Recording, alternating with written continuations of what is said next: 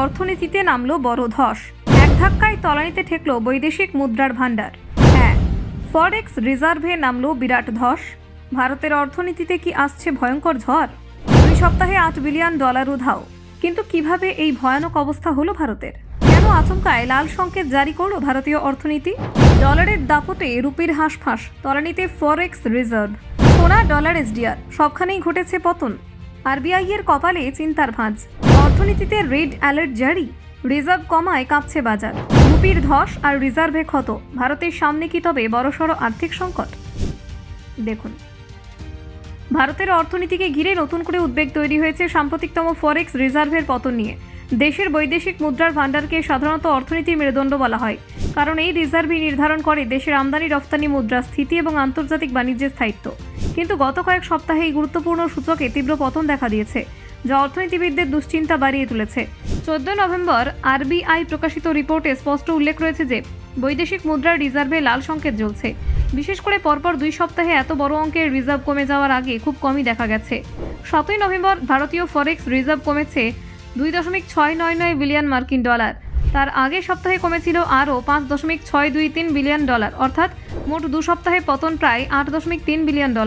ভারতের বৈদেশিক মুদ্রার রিজার্ভের সবচেয়ে বড় অংশ হল ফরেন কারেন্সি অ্যাসেট।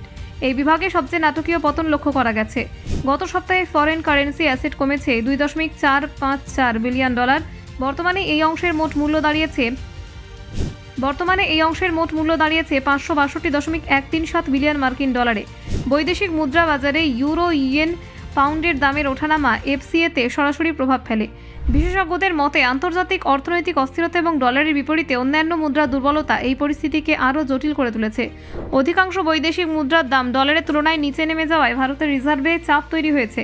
এছাড়া ভারতীয় রুপির মূল্য ডলারের তুলনায় ক্রমাগত নেমে যাচ্ছে, যা আমদানি খরচ বাড়িয়ে রিজার্ভে অতিরিক্ত চাপ সৃষ্টি করছে। রিজার্ভের দ্বিতীয় গুরুত্বপূর্ণ অংশ হলো সোনা। এখানেও পতন দেখা গেছে। সম্প্রতি সোনার রিজার্ভ কমেছে $195 মিলিয়ন। বর্তমানে সোনার রিজার্ভের মোট মূল্য $101.531 বিলিয়ন।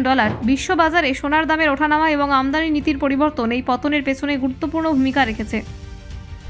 স্পেশাল ড্রয়িং রাইটস থেকেও বড় পতন দেখা গেছে। $51 মিলিয়ন কমার ফলে এসডিআর এর মোট মূল্য দাঁড়িয়েছে $18.596 বিলিয়ন। আইএমএফ এর এই বিশেষ মুদ্রা নিয়ে রিজার্ভ কমা আন্তর্জাতিক বাণিজ্যে অনিশ্চয়তা বাড়ছে। বৈদেশিক মুদ্রার রিজার্ভ কমে গেলে আমদানির ব্যয় বহুলাংশে বেড়ে যাওয়ার আশঙ্কা থাকে। বিশেষ করে তেল, ইলেকট্রনিক্স, ওষুধ, এই গুরুত্বপূর্ণ পণ্যগুলি আমদানি নির্ভর হওয়ায় দেশের বাজারে মূল্যবৃদ্ধির চাপ বাড়তে পারে। অর্থনীতিবিদদের মতে বৈশ্বিক অর্থনৈতিক মন্দার আশঙ্কা পরিস্থিতিকে আরও কঠিন করে তুলেছে। আমেরিকা ও ইউরোপের বাজারে অস্থিরতা বেড়ে যাওয়ায় ভারতীয় রিজার্ভে এর প্রভাব পড়েছে।